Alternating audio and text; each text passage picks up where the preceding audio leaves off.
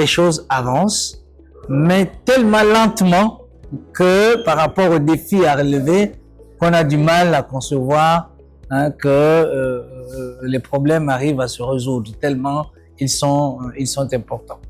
Mais les gens estiment en fait dans l'imaginaire que tant que Belinga n'aura pas vu le jour, il y a un sentiment d'inachèvement, voilà, quelles que soient les avancées qu'on en a. Parce que c'est plus qu'un projet industriel. Des décennies on en parle et les gens ont lié collectivement leur sort à ce projet-là.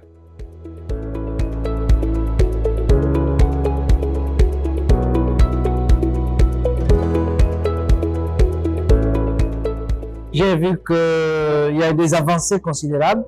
Le président de la transition a reçu le PDG du groupe Fortescue Metals Group. J'imagine que nous allons vers la révision d'un certain nombre de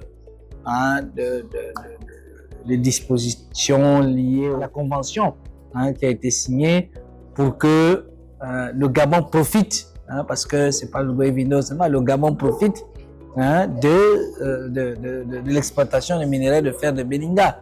Parce qu'on est quand même dans l'ordre de la durée d'exploitation, on parle de 70 ans. Donc, il faut bien que le pays tire quelque chose d'une telle exploitation. Et pour que le pays tire quelque chose de cette exploitation, il faut qu'on soit vigilant par rapport à ce qu'on a signé comme convention.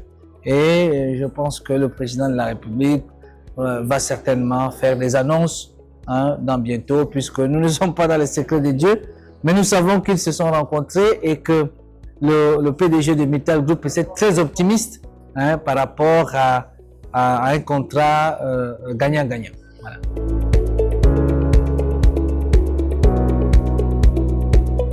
La première recommandation, c'est la publication des actes.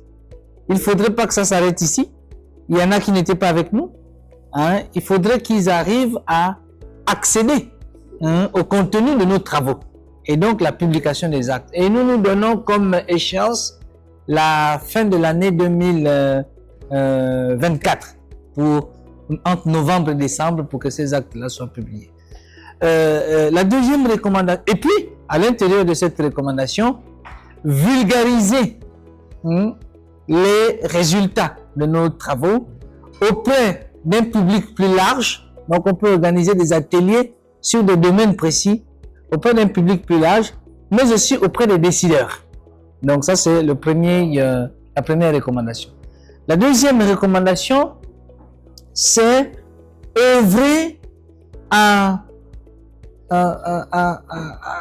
continuer la réflexion en intégrant les autres localités. Les autres localités, parce qu'on ne peut pas s'arrêter sur le Guevino. Il faut intégrer les autres localités. Voilà, oui, les autres provinces. Et en partenariat avec les centres de recherche et les laboratoires compétents à la matière.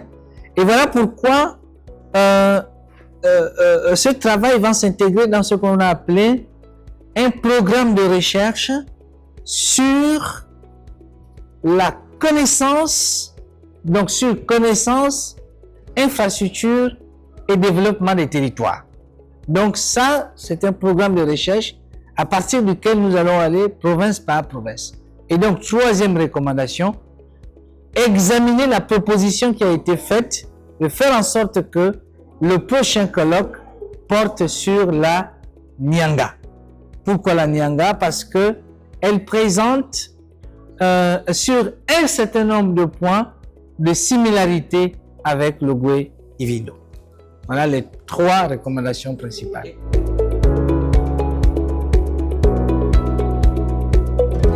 Alors, à l'échéance de la fin de l'année, voilà. C'est-à-dire que au moment où on va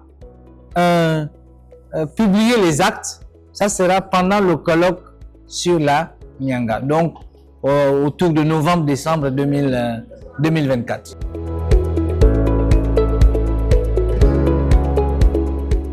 Il faut un temps pour faire l'appel à communication, un temps pour que les gens y répondent, et il ne faut pas faire les choses dans l'urgence absolue pour ne pas aller vraiment au fond des choses. Donc, 2 provinces par an, hein, ça paraîtrait plus. Et puis, on verra par la suite, si on a un peu plus de moyens aussi, hein, on pourrait aller à 3.